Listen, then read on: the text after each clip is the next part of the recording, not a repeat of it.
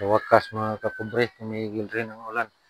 Samantala, yan, nagbaha na dito sa ano ko. Nagbaha. Kasi ano to, sapa ito dito, yung gilid ng bahay ko. Pero nagtubig lang ito.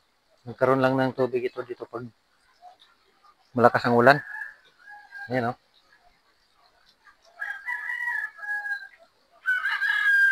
Dito sa gilid talaga ng bahay ko. Pag walang ulan, panahon ng habagat, walang tubig ito dito. Tuyo. Pag ganito lang, malakas ang ulan, nagkaroon ng tubig galing sa bundok.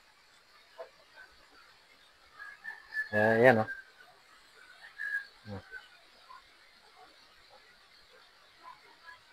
Dati talaga, nung ulit, abot dito yung dagat.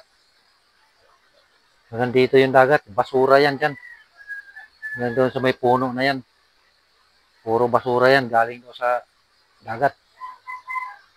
Kaya tagal ko natapos paglinis.